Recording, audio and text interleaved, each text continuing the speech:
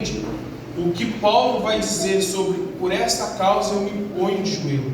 Amém? Amém. Paulo e Apolo estão em Coríntios dando seguimento ao crescimento da igreja. Só que Paulo percebe que Coríntios já está avançadamente, já se avançou muito rápido, se alastrou o nome de Cristo ali com uma grande proporção. E Apolo está dando seguimento do que Cristo ordenou eles fazerem. Então Paulo vai decidir ir para Éfeso para dar o ensinamento, para pregar para aquele povo o que Cristo deu a ele. Então Paulo vai atravessar todas aquelas regiões altas e vai ministrar lá em Éfeso. Só que Paulo não decide por conta própria ir ministrar em Éfeso.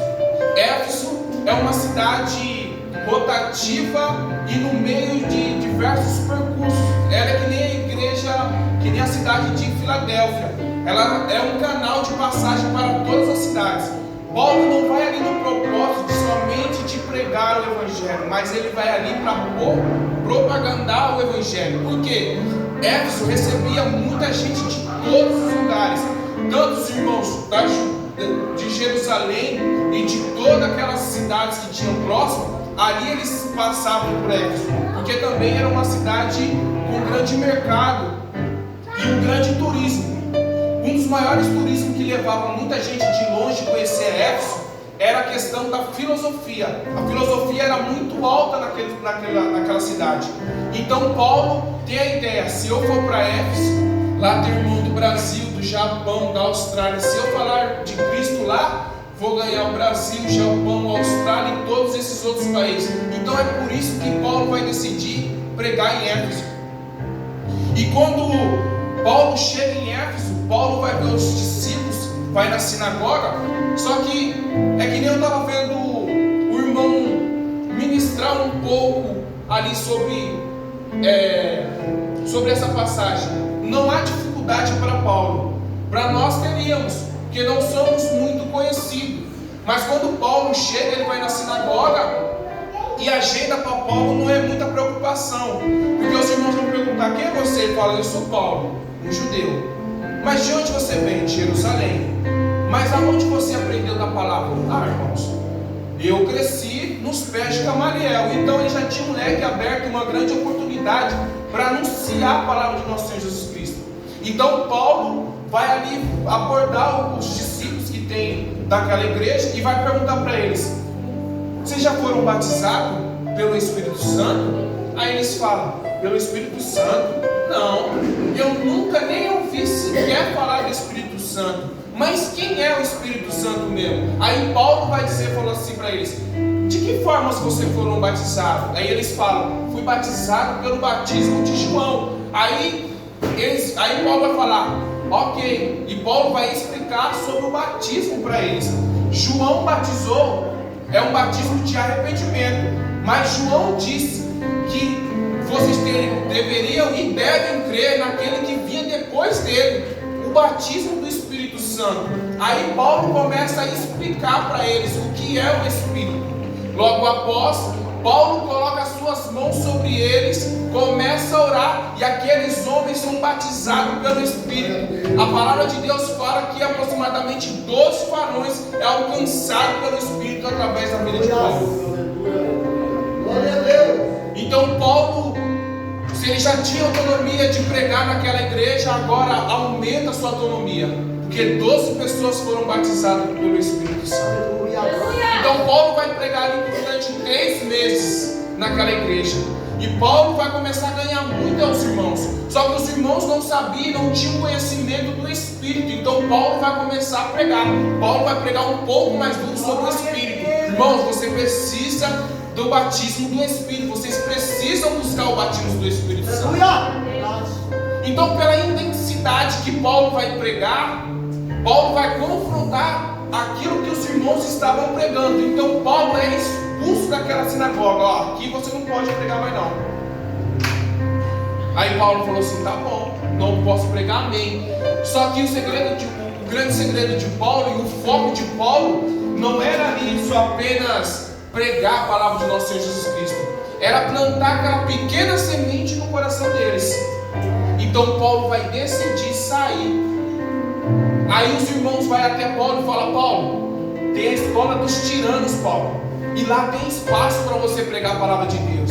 Aí Paulo decide ir lá na escola de tiranos e dar seguimento ao que ele estava pregando. Paulo fica ali provavelmente durante um período de 2 anos pregando o Evangelho. A palavra de Deus fala que muitas pessoas que estavam na sinagoga passam a ir na escola de tiranos para saber o que era o Espírito Santo. Irmãos, os irmãos ficam tão curiosos que a palavra de Deus toma uma proporção tão grande na Ásia, que muita gente começa a ser batizada pelo Espírito. Muita gente começa a despertar uma curiosidade de ir buscar o Espírito Santo com mais intensidade. A palavra de Deus fala que a presença que estava em Paulo era tão grande que os aventais e os tecidos das roupas de Paulo eram cortados, eram dilacerados para dividir para as pessoas, para levar sobre os enfermos e os endemoniados. E assim que aqueles pedaços de tecido que eram colocados sobre os enfermos e sobre os endemoniados, eles eram curados e eram libertos pela palavra do nosso Senhor. Aquilo vai trazer um grande alvoroço em Éfeso. Então eles vão gostar sobre aquilo que está acontecendo. Muita gente é alcançada pelo Espírito Santo. E uma coisa que muito me alegra é a proporção que toma. Porque Paulo está pregando somente o Evangelho simples, o Espírito Santo. E eles estavam indo em outro segmento. E Paulo vai começar a ministrar sobre o Espírito. Automaticamente serem batizados pelo Espírito e receber uma nova direção pelo Espírito, eles vão sair daquelas idolatrias que eles seguiam. Porque Éfeso é uma cidade idólatra. Éfeso, eles adoravam a deusa Diana. Então a proporção é tão grande que vai comover com um grande homem da época que arrecadava muitos lucros, Demétrio. Demétrio vendia nichos para colocar a estátua de Diana. Só que vai mexer no bolso, irmão. É o órgão mais sensível do ser humano, o bolso. Aí Demétrio vai reunir com todo aquele pessoal e vai ir até lá, monta uma assembleia ali no teatro e vai querer crucificar ou expulsar Paulo da cidade. Aí eles reúnem e falam assim: ó, irmãos, tá vendo aquele homem? Ele só está pregando do amor de Cristo lá e está arruinando o nosso lucro, está acabando com isso, tá vendo? Irmão, já faz meses que eu nem sei o que é vender um nicho para colocar a estátua de Diana, de tão grande que está a proporção que aquele homem está pregando lá fora.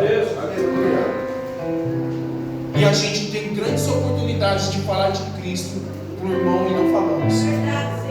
Mas Paulo está dando a sua vida pelo amor da palavra, pelo amor que ele estava enraizado, que ele estava alicerçado. Era esse amor que Paulo estava pregando. Então eles vão montar ali no teatro uma grande assembleia, e durante 2 horas sem parar, a Bíblia vai nos narrar que eles ficam gritando: grande é a deusa Diana, e não haveria outro Deus para eles. Então eles pegam 2 discípulos de Paulo, Gaio e o outro servo, e eles vão começar a espancar aqueles discípulos de Paulo. Eles vão começar a bater, martirizar aqueles homens. Paulo decide ir até lá e acabar, só que ele é impedido pelos discípulos. Fala: Paulo, tu não pode ir lá não, Paulo. Se você, um homem só, conseguir trazer tudo isso para nós, se você sair daqui, a gente não vai conseguir. Eles impedem Paulo de ir. Paulo não vai. Aí, eu acho que o mais interessante é que eles mesmos criam a assembleia e um deles mesmo vai acabar com a assembleia. Eles queriam martirizar e bater em Paulo e expulsar Paulo pelo o Evangelho de Cristo que estava sendo pregado. Vidas estavam sendo alcançadas, famílias estavam sendo restauradas pelo poder de Deus. Então, um grande homem, um grande filósofo, me fugiu da mente o nome dele, Então ele vai se apresentar diante da sinagoga e vai falar assim: irmãos, para quem vocês estão acusando esses irmãos? Para quem vocês estão batendo, caluniando esses irmãos? Eles não têm feito nada, não têm roubado templo nenhum da deusa Diana. Todos nós sabemos que Éfeso é a grande cidade guardiã de Diana, e ninguém pode roubar isso.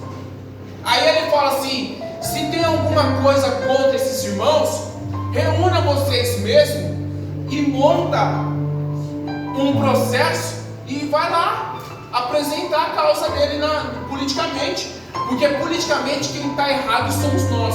Nós estamos fazendo uma desordem pública por causa desses homens. Eles estão certos. Irmãos, uma coisa que eu entendo, irmãos, e uma coisa que eu aprendo: quanto mais a gente falar de Cristo, quanto mais a gente expandir o que Cristo tem na nossa vida e o que Ele está em nossa vida fazendo, a gente vai ter grandes perseguições.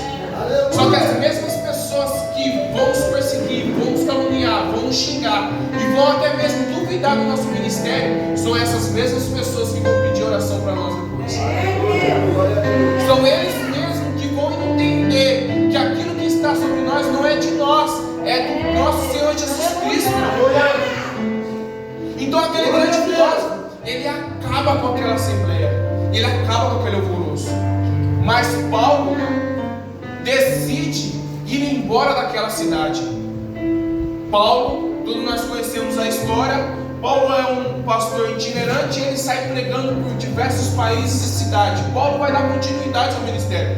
Paulo não vai colocar aquilo no teu coração para que aquilo venha te esfriar, não. Paulo coloca aquilo no coração como combustível para continuar. Se você parou por alguma coisa, olhamos o exemplo de Paulo, coloca os seus problemas como combustível para continuar pregando o Evangelho, mas não vou parar.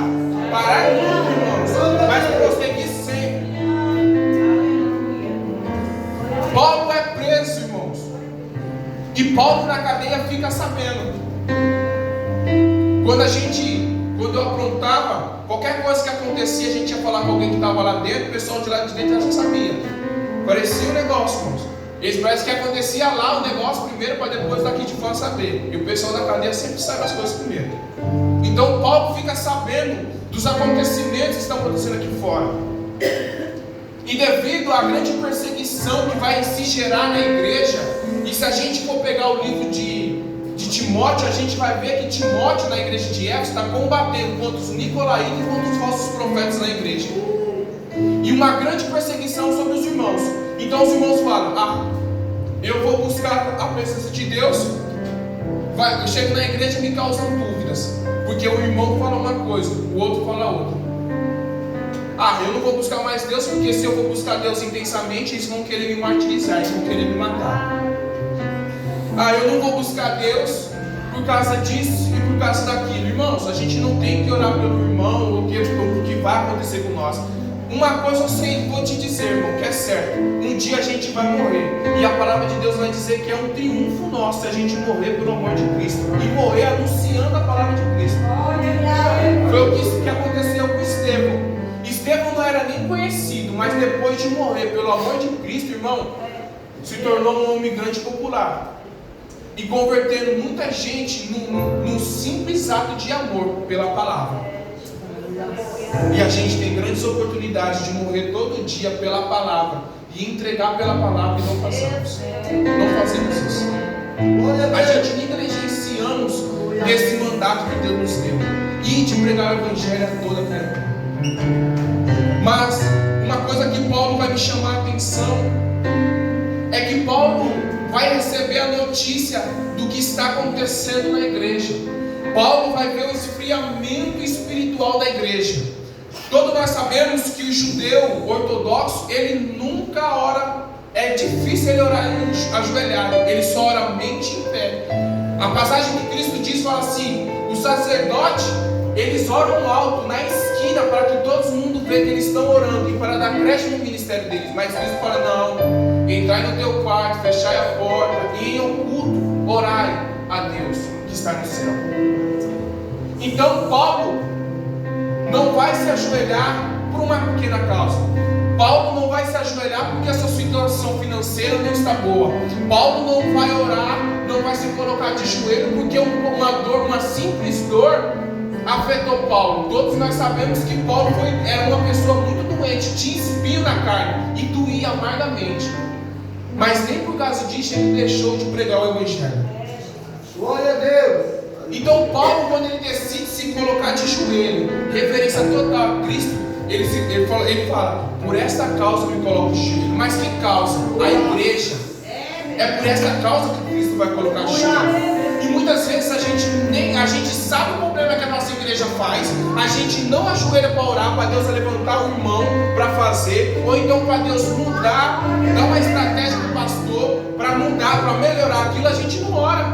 E nem muito menos emprestamos as nossas mãos, os nossos ombros para fazer aquele trabalho na igreja se desenvolver.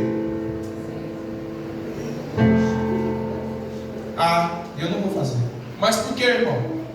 Ah, vai vir perseguição, vai vir luta. Irmão, já basta tanta luta que eu tenho em casa, você acha que eu vou me envolver com problema de igreja? Irmãos, a maioria das